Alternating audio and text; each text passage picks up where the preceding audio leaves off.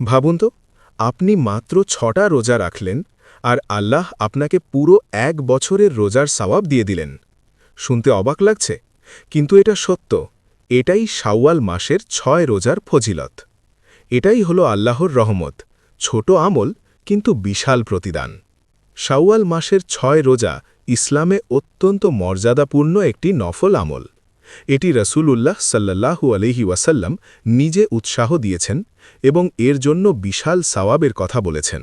সহিহ মুসলিম হাদিসে এসেছে, রাসূলুল্লাহ সাল্লাল্লাহু আলাইহি ওয়াসাল্লাম বলেছেন, যে ব্যক্তি রমজানের রোজা রাখার পর শাওয়াল মাসে 6টি রোজা রাখে, সে যেন পুরো বছর রোজা রাখল।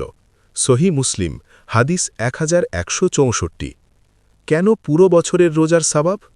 এর পেছনে খুব সুন্দর একটি ব্যাখ্যা আছে। ইসলামে আল্লাহ তাআলা একটি বড় নিয়ম দিয়েছেন। একটি নেক আমলের সওয়াব কমপক্ষে 10 গুণ পর্যন্ত বাড়িয়ে দেওয়া হয়। এটা কোরআনের একটি সাধারণ নীতি। সূরা আন-আনাম আয়াত 160-এর অর্থ অনুযায়ী। এখন হিসেবটা দেখুন, রমজানের রোজা 30 দিন, 30 গুণ 10 সমান 300 দিন। শাওয়ালের 6 রোজা, 6 গুণ 10 সমান 60 দিন। এখন 300 যোগ 60 সমান 360 দিন। আর 360 দিন মানে প্রায় এক পুরো বছর। আপনি বাস্তবে রোজা রেখেছেন মাত্র 36 দিন, কিন্তু আল্লাহ আপনাকে দিচ্ছেন পুরো 1 বছরের সওয়াব। এটাই আল্লাহর রহমত, ছোট আমল কিন্তু বিশাল প্রতিদান। এই 6 রোজার গুরুত্ব: রমজানের ঘাটতি পূরণ করে, নফল ইবাদতের মাধ্যমে আল্লাহর নৈকট্য বাড়ায়, তাকওয়া অর্থাৎ আল্লাহ ভীতি ধরে রাখতে সাহায্য করে, আমলকে ধারাবাহিক রাখে।